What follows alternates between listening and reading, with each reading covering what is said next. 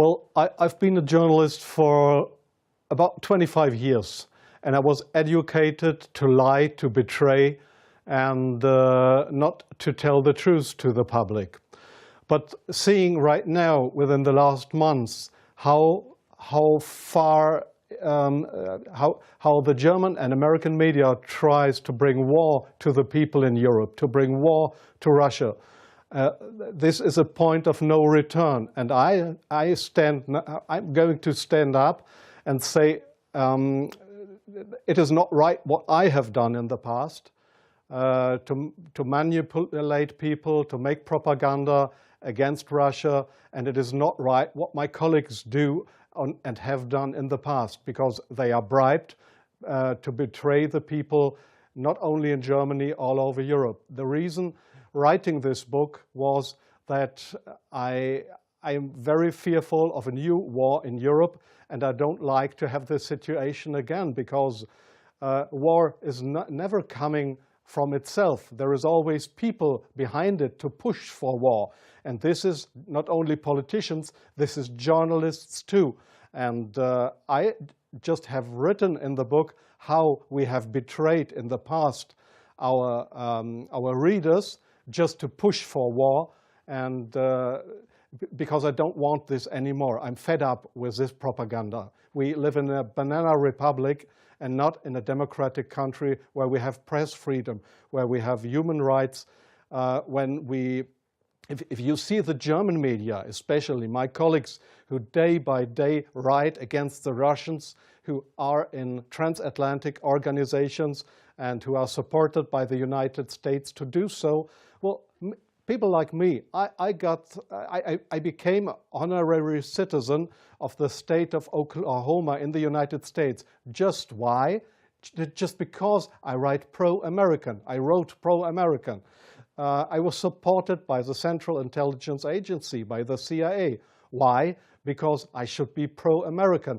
I'm fed up with it. I don't want to do it anymore. And so I've just written a book not to earn money. No, it will cause a lot of trouble for me, just to give the people in this country, in Germany, in Europe, and all over the world, just to give them a glimpse of a view what goes up behind the closed doors. Yes, there is many examples for that. If we go just back to history, if you go into the year 1988, if you go to your archives, you will find in March 1988 that there was in Iraq, the Kurdish people have been gassed with poisoned gas. That is known all over the world. But in July 1988, they sent me to a town called Zubeidat, that is on the Iraqi-Iranian border. There was war. It was war between the Iranians and the Iraqis, and I was sent there to photograph how the Iranians have been gassed with poisoned gas, with German poisoned gas. You call it Lost and Zarine, mustard gas, made by Germany. They have been gassed, and I was there to make photographs how these people have been killed by poisoned gas from Germany. When I came back to Germany, there was just one small photo in a newspaper, in the Frankfurter Allgemeine, and there was one small article not writing how impressive, brutally, how unhuman, how terrible it was to kill decades after the end of the Second World War, people with German poisoned gas.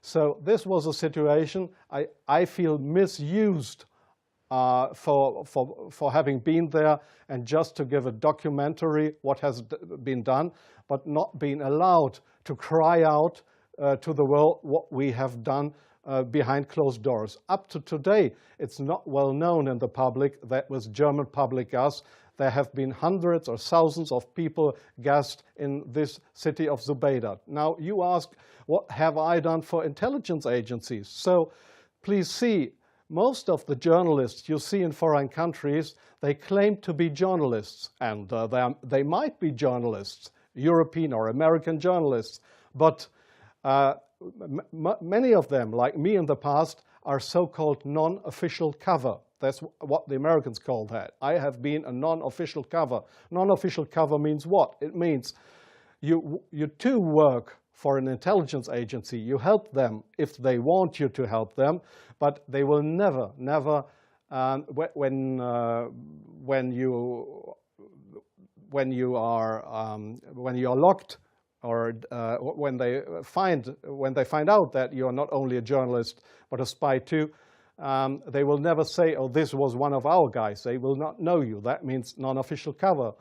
So I have helped them in several situations, and I feel ashamed for that too now. Like I feel ashamed that I have worked for a very recommended newspaper like the Frankfurter Allgemeine, because I was bribed by billionaires, I was bribed by the Americans not to report exactly the truth, but I just imagined in my car while I was driving to this interview, I just tried to work out in my brain what would have happened if I would have written a pro-Russian article in the Frankfurter Allgemeine. Well, I don't know what would have happened, but we were all educated to write pro-European, pro-American, but please, not pro-Russian.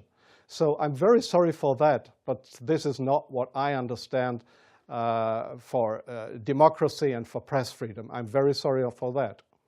Well, yes, I understand your question very well. Germany is still a kind of a colony of the United States. You see that in many points, like the majority of the Germans don't want to have nukes in our country, but we still have American nukes. So we are still a kind of a colony of the Americans. And being a colony, it is very easy to approach young journalists through what is very important here is transatlantic organizations. All journalists from really respected and recommended big German newspapers, magazines, radio stations, TV stations, they are all members or guests of those big transatlantic organizations. And there, in these transatlantic organizations, you are approached to be pro-American, and there is nobody coming to you and saying, well, we are the Central Intelligence Agency, would you like to work for us? No, this is not the case how it happens. What they do, these transatlantic organizations, is they invite you for seeing the United States. They pay for that, they pay all your expenses and everything. So you are bribed, you get more and more corrupt, because they make you good contacts. You won't know that those good contacts are, let's say, non-official covers, or officially people working for Central Intelligence Agency or other American agencies. So you make friends. You think they are friends, and you cooperate with them. They ask you, well, could you do me this favor? Could you do me that favor? And so your brain more and more is brainwashed through these guys. And your question was, is this only the case with German journalists? No, I think it is especially the case with British journalists, because they have a much closer relationship. It is especially the case with Israelis, of course, with French journalists for a part, not that big as with German or with British journalists. It is the case for Australian journalists, for journalists from New Zealand, from Taiwan, well, there is many countries in the Arab world, like Jordan, for example, like Oman, the Sultanate of Oman.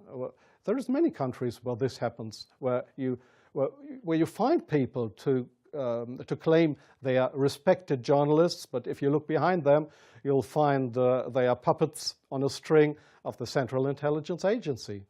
I'm sorry in interrupting you. I'll give you one example. Sometimes the intelligence agencies, they come to your office and want you to write an article. I give you an example not from strange other journalists, from me myself. I've just forgotten the year. I just remember that the German Foreign Intelligence, Bundesnachrichtendienst, it is just a sister organization of the Central Intelligence Agency. It was founded by the American Intelligence Agency. So one day the BND, this German Foreign Intelligence Agency, came to my office at the Frankfurter Allgemeine in Frankfurt. And they wanted me to write an article about Libya and about Colonel Muammar Gaddafi. I had absolutely no secret informations regarding Colonel Muammar Gaddafi and Libya. But they gave me all these secret informations, and they just wanted me to write, to sign the article with my name. I did that, but it was an article that was published in the Frankfurter Allgemeine that originally came from the Bundesnachrichtendienst, from the German Foreign Intelligence Agency. So do you really think that this is journalism, intelligence agencies writing articles? Oh yes, that article, I have reprinted it partly in my book. That article was how Libya and Colonel Muammar Gaddafi, how he secretly tried to build a poison gas factory, I think in Rabta was the name, yeah.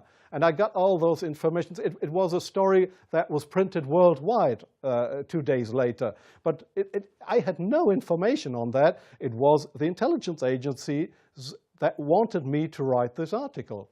So, but this is not the way journalism should work, that intelligence agencies, that they decide what is printed and what not.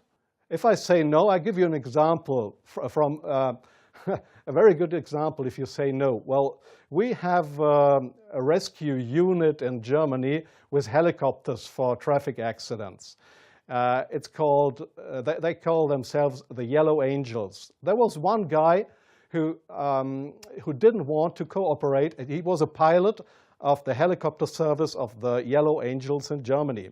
This guy said no to the Foreign Intelligence Service, Bundesnachrichtendienst, when they approached him and wanted him as a non-official cover to work for the German Foreign Intelligence Agency, under, just to pretend to be somebody from the Yellow Angels. So what happened was that he lost his job. And the court in Germany, the judge decided that they were right, because such a guy could not be trusted.